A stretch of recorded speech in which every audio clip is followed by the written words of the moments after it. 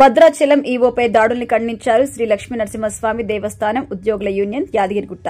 భద్రాచలం పట్టణంలోని శ్రీ సీతారామచంద్రస్వామి దేవస్థానానికి సంబంధించిన పురుషోత్తపట్నం గ్రామంలో గల భూములు పరిరక్షించేందుకు వెళ్లిన ఈవో రమాదేవి మరియు వారి అర్చకులు సిబ్బందిపై దాడులు చేయడం పట్ల తీవ్ర నిరసన వ్యక్తం చేస్తూ ఆ దాడులను యాదగిరిగుట్ట దేవస్థానం ఆలయ ఉద్యోగుల యూనియన్ తరపున తీవ్రంగా ఖండించడం జరిగింది. భద్రాచలం దేవస్థానానికి చెందిన దేవాదాయ ధర్మాదాయ శాఖ సిబ్బంది మరియు కార్యనిర్వహణాధికారిపై దాడికి కారణమైన వారిని చట్టపరంగా శిక్షించాలని మరియు ఈ విషయంపై ప్రభుత్వం చొరవ తీసుకుని ఆలయ భూములు కాపాడడం కోసం ఉద్యోగులకి తోడ్పాటు అందించాలని కోరారు.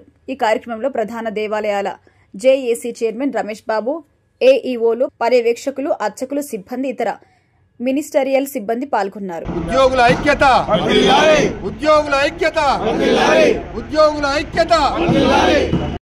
భద్రాచల దేవస్థానం ఈవోపై జరిగిన దాడిని దేవస్థాన ఉద్యోగులందరి తరఫున ఖండిస్తూ వారిపై కఠిన చర్యలు తీసుకోవాలని చెప్పి ప్రభుత్వానికి విజ్ఞప్తి చేస్తూ ఉన్నాం.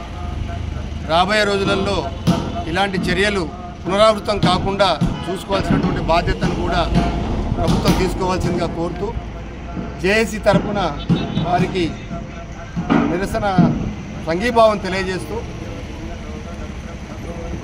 ఉద్యోగులందరి తరఫున ఐక్యంగా ఉండాలి, ఇలాంటి సమయాల్లో ధైర్యంగా ఎదుర్కోవాలని చెప్పేసి అందరు ఉద్యోగులకు దేవస్థాన ఆస్తుల పరిరక్షణలో ఎంతటి వారినైనా ఎదిరించడానికి దేవస్థాన ఉద్యోగులందరూ ముందుంటారని చెప్పి ఈ సందర్భంగా తెలియజేస్తూ